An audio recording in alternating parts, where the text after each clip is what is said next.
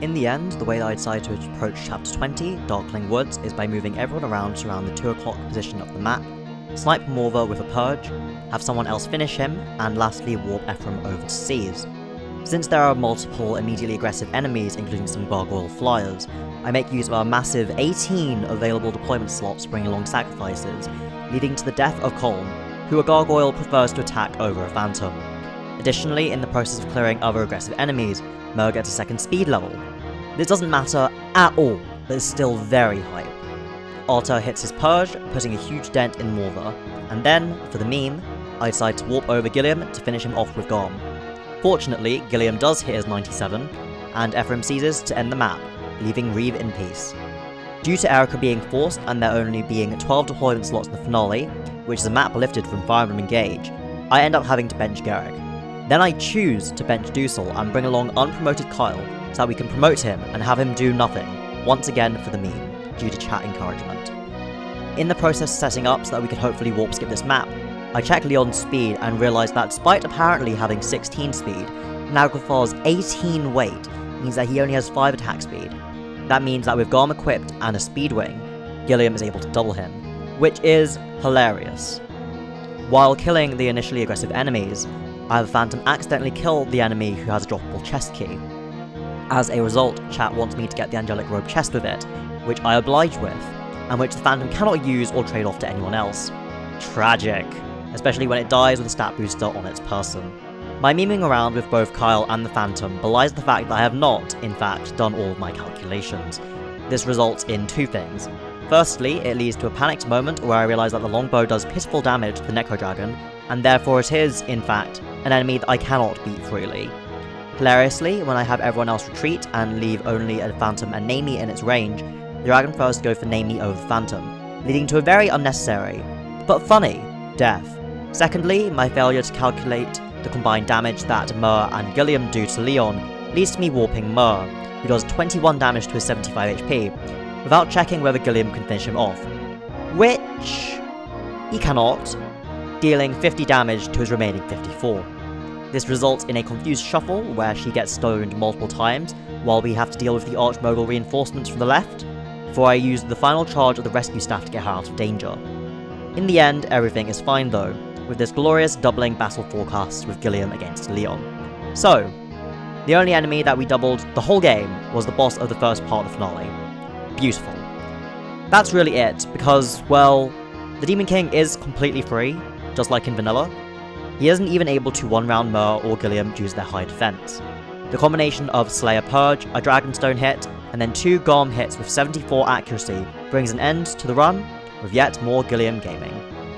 So, can you beat FE8 with 0 speed and 0 speed growth? Answer: yes. Yes you can. There were 123 deaths, 112 Phantom deaths, and 11 playable character deaths, including Seth. The process took a total of 812 turns, not including the time spent in the Tower of Volney, and I learn at this point that we spent 64 turns in the desert and 27 turns with the Gorgon eggs, which are both less time than I was expecting, honestly. Some of the turn counts even turned out to look like normal turn counts, like the 5 turns spent by the Piss River, and then 5 turns in Darkling Woods, which is reasonable for a standard flyer skip. Having watched a good chunk of Excelblem's 0 strength run, I do think that this run was harder. Speed really is important, not only for offensive performance in terms of doubling, but also for defensive purposes in the form of not getting doubled. Not having it led to my units being much frailer generally, unless they actually had high raw defensive stats like Gilliam and later Mer grew to have. Additionally, unlike attack supports or effective weaponry for augmenting damage, there isn't a similar equivalent for augmenting speed. In terms of how this alteration affected unit performance, here is the tier list that I made at the end of the final stream based on this specific run. The value of tanks, especially defense tanks with high HP, increased by a lot, such as Gilliam or Dusel. It helps that they also happen to have not awful res, which is important in this context where mages double everyone. To a lesser extent, this was also true of purely HP tanks such as Garcia and Ross, though my trained Ross was blessed in both defense and res, which did help a lot, though I would say their general stocks were not fantastic. Seth became completely invaluable for the early game, though as was shown when he died on Phantom Ship, other units can eventually take over the tanking role. And then the summoners got much better.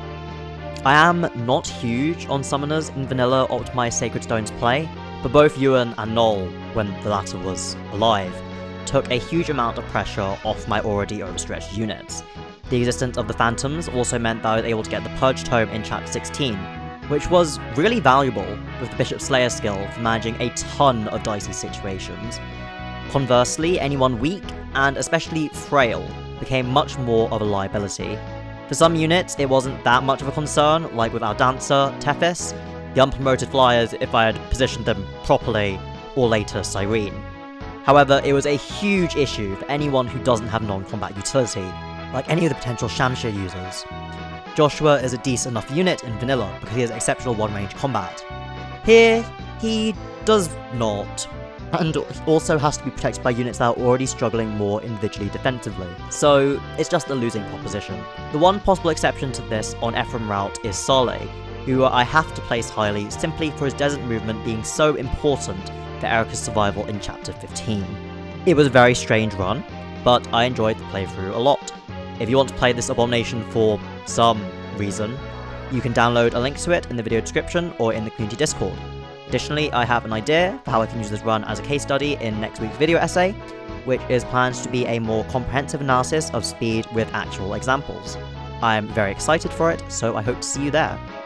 Thanks for watching, especially if you join the streams or watch the recap videos that I made following each one.